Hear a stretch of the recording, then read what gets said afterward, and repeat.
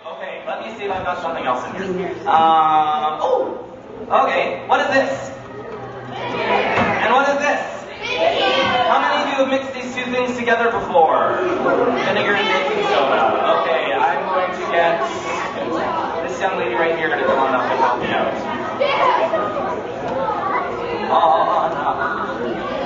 Come right over here, please, if you would. Very nice shawl. I like that color. And your name is? Taylor? Everyone say hi, Taylor. Hi. Okay, Taylor.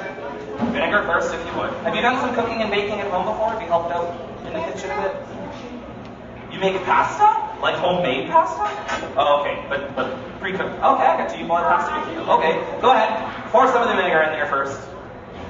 We don't need too much. A little bit more. Good. Stop right there. All right, and now add some baking soda. Pour it on in there. You can put quite a bit in. Just dump it in there.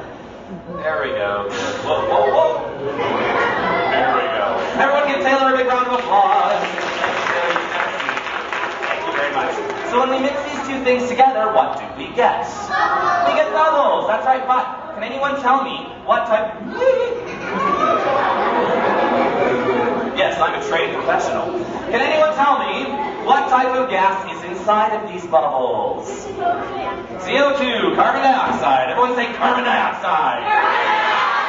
That's right. When you mix vinegar and baking soda together, the bubbles that you get are carbon dioxide gas. So, if we take some vinegar and baking soda and we mix them into our pop should become bubbly, right? Who thinks this is a good idea? Who doesn't think this is a good idea? Okay, why isn't this a good idea? What's the problem? It will taste terrible, are you sure? Does anybody want to volunteer to taste this? Here you go, you can give that a try. Alright? Let's go ahead. No, don't actually drink it, I'm just kidding. You are in fact correct. Whoa. Of course, vinegar is the stuff that they use to make pickles, and baking soda has a tendency to taste kind of salty, so it probably wouldn't be a good idea if we mix these two things together. Okay, well, let's see. Is there anything else I can do? I may have one last ditch effort to save our pop. It's inside of this cooler right here. If you know what it is, don't give it away. Okay.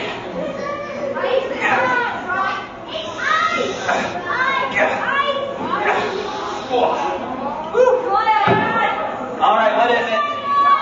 Okay, you're saying it's dry ice, and that's all well and good that you know that, but can anyone tell me what dry ice is? What is it? Dry ice is...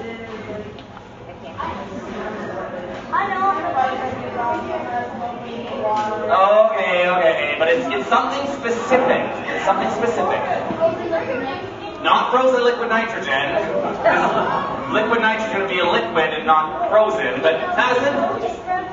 Thank you, Madison. It is frozen carbon dioxide gas. Now you see, normally, gases like carbon dioxide have lots of energy, and the molecules are moving very, very far apart from one another. They can fill up an entire container, an entire room, and even encircle the entire Earth. But if you cool a gas like carbon dioxide down, if you take that energy away, well, the molecules will move closer and closer and closer together, until eventually you can turn a gas like carbon dioxide into a solid. But you have to get it pretty darn cold. Does anybody know approximately how cold dry ice is? Do you want to take a guess? Sorry, minus 180, did you say? It's not quite as cold as that. Not as cold as minus 180. Plus 21. You don't know? What do you think? Remember, we said minus 180 is too cold, so it can't be as cold as minus 180.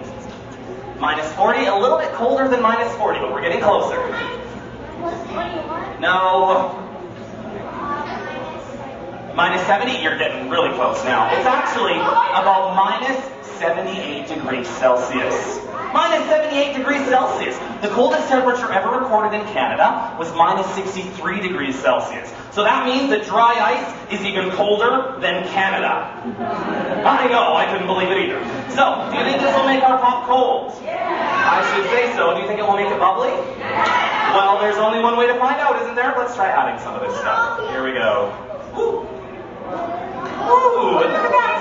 It's bubbling away. Okay, yeah, now yes, I do need to cover this up. We need to pressurize the carbon dioxide. We need to keep some of the gas inside so that it will dissolve into our water. Now this will take a little while, so if you come back in about 6 hours, so at about 6:30 tonight, the pop should be ready, alright? Thanks very much for joining me, everyone. Have a great day here at Telus World of Science.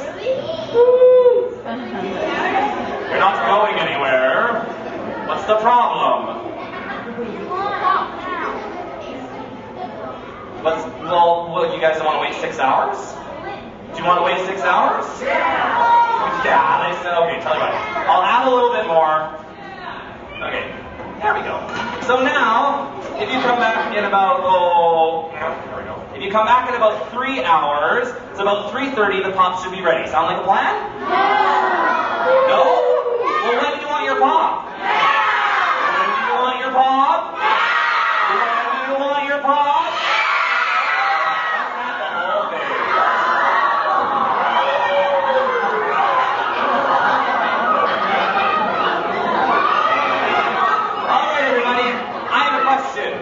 Have a seat, guys. Have a seat. Have a seat. Have a seat. Okay, everyone. This fog that we're seeing, is this carbon dioxide gas? No, it's not. Carbon dioxide gas is in fact invisible. Because remember, there's carbon dioxide in the air around us, so we'd actually be walking through sort of a haze if we could see carbon dioxide gas. This is in fact water. But it's not water as a gas, it's actually water as a liquid. Water that's in the air around us is a gas. When it touches cold things, goes, "Brr, that's cold," and decides to turn back into a liquid again. And in this case, the water is clinging to little bits of particles and dust in the air. And so we get a fog coming out of our bucket. Now, I do need to put a lid on it, as I said, so we can pressurize it and keep the carbon.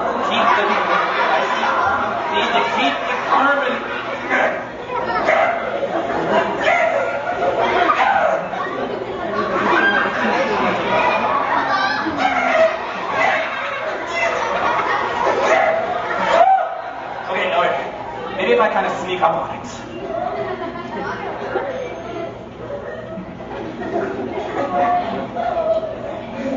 Well, there we go.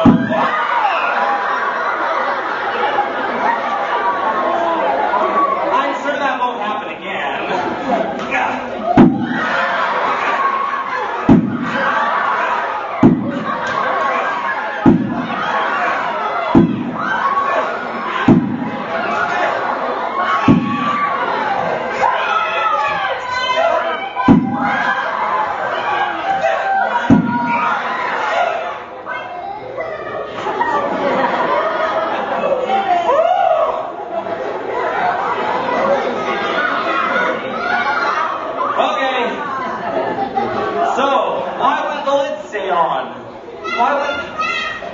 Because they're plastic.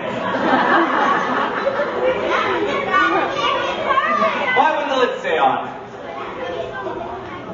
Because it didn't have holes in it. Okay, so what is pushing the lids off then? The gas, that's right. When carbon dioxide goes from a solid back to a gas again, when it warms up, it expands about 400 times its original size. Now that's 400 of these. Can I fit 400 of these in my bucket? No, good heavens no. There's no possible way. So of course, the carbon dioxide needs to go somewhere, so in its efforts to escape, it will pop the lid right off of the container. Now, as I said before, we do need to leave this sit for just a little bit, so it can kind of percolate and get all bubbly. So does anybody